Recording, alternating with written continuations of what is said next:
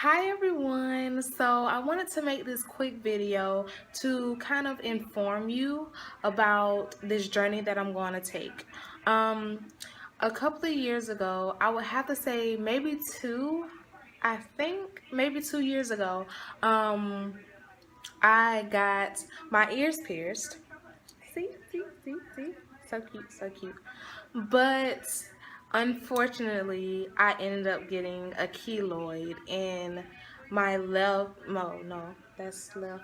Okay, my right, my right ear, which is so terrible. I never even before I even got the piercing, I I never even thought I could get a keloid, but and I didn't even do any research because I never even thought in a million years that I would get a keloid, but unfortunately I got one. The good thing about it, I guess the good thing about it is that it's not as big as most people that I've researched. Their keloids sometimes are really, really big, and thank God that mine isn't as big. But the fact that I have a keloid is terrible as it is. So, I just wanted to kind of give you all a couple of facts about keloids, and then I am going to take a journey. I hope it's not too late to reduce this keloid or to get it down, but I'm going to take this journey anyways, and I'm sure I will take you all. Sorry everyone, my phone cut off or my camera cut off. But like I was saying, I want to maybe pick an experiment to try to reduce my keloid, and I will definitely take you all on the journey with me. But I just wanted to give a couple of facts on the keloid, and also give what the different types of removals for keloids, and which one I will try to go with. Okay. So basically, a keloid is a form of enlarged growth or scar at the site of a wound or cut, which extends beyond the confines of the original wound. Keloids can differ in their size, location, as well as their shape, and are common on hands, forearms, or earlobes. When I first ever got my keloid, I guess I could go ahead and tell the entire story. 2 years ago, I came from a private school. So when I graduated, I was like, I'm about to get my piercings, get everything I want. Ain't nobody gonna say nothing. And so I was like, I really want these the cartilage pierced. So for my 21st, no, when I turned 20, I believe, or was it 19? It was one of those, 19 or 20. I was like, yes, I'm about to get these piercings. I don't care. I don't care. I really want this piercing. So I went in Claire's. Shout out to Claire's. They do free piercing. All you have to do is buy the kit. And basically I went in, I was shaking because I heard that it hurts, and but I still wanted it. I was determined to get this cartilage pierced. So I went in, I was shaking in the seat, and then the girl was like, just calm down and everything will be fine. And she actually proceeded to do the piercing. Let me tell y'all, I was worried about nothing because it didn't hurt when I got it. Now, one thing about me is I do have sensitive skin. So, when even though it did not hurt when I got the piercing at that exact moment, by the time I think I got home, it really started hurting a lot. And it was for both ears, not just one. It was for both ears, and I had to go get some ice and put ice on it. And I was like, all I was saying was, oh, okay, you know, it might be a little swollen because I have sensitive skin, and plus, it's nothing but bone in your cartilage. So basically, they're piercing through the bone. So I was like, okay, piece of cake. All I have to do is put ice on it, it'll go down, blah, blah, blah. Yeah. When I tell you that the left ear went down and it took forever for the swelling to go down in my right ear, until eventually I realized that it was forming like a bump. And I looked online on YouTube to see what it really is called. Well, actually, I looked online to see what it's called. Then I looked on YouTube to kind of get some stories on other people who had keloids in their ears and to see what they did about it. Well, I watched this particular video, and she was telling me that, well, she was basically telling that she had her keloid pretty much in the cartilage where I had mine. And what she did, she called her mom, because to be honest, to get rid of a keloid through a doctor is so expensive. Usually, like, some types may be radiation, laser treatments, surgical removal, external pressure, freezing. They call it some kind of therapy.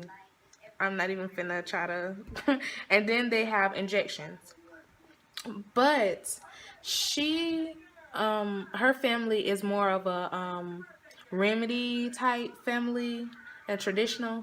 So they told her to take a rubber band and wrap it around the keloid really, really tight and leave it there. Like, that means she would have to go throughout her day with that rubber band around that keloid really, really tight. What it does is it, you know how if you don't have any blood circulation going through a part of your body, eventually it'll go numb, it'll turn a color, and then eventually it'll fall off until that blood circulates back in. But what happened to that keloid is basically when she tightly wraps it, it will prevent blood flow to the keloid throughout the ear. And it will get no blood flow in that keloid. It'll eventually turn purple, then it'll turn black, and then eventually it'll fall off. Now, let me tell you how I was thinking at first. I was like, oh yeah, that'll be so cool. Okay, I think I can do that. Then I started getting scared, and I know I just didn't really think that that was the smart move. And especially for me, because I'm like, what if that thing fall off while I'm in class? And people be like, oh, like, no, like, no, no, no. So, I was like, well, I have to do some extra research because I really, really want to figure out how to get rid of this keloid. And I hope that is not, honestly, I hope that, like I said before, I hope it is not too late, because I did wait a while before I actually decided that I really have to get rid of this keloid. But I found two remedies or removals, I would just say removals, that doctors have recommended for those who don't want to go the expensive way. They have two alternatives that you can choose to possibly reduce the keloid until it's gone. So one of them is a silicone sheeting, and it's basically where a silicone is placed over the scar in an effort to reduce the number of cells that have been damaged. So basically reducing the keloid. And then there's another one that says a topical cream, which is basically where you get a medicated cream, and that is aimed to pretty much shrink the keloid. It says these creams contain something called retinoid, which are applied directly to the keloid.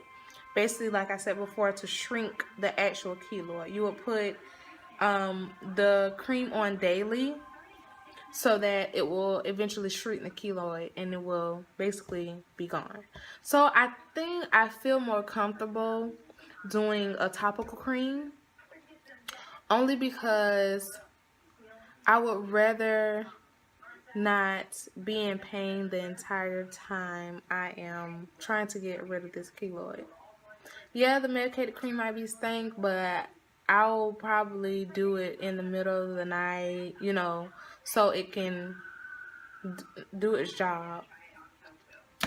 But I think I will go with the topical cream, and I will definitely go to a doctor as well and figure out what is the best way for me to do it, and maybe some recommendations on the medicated cream.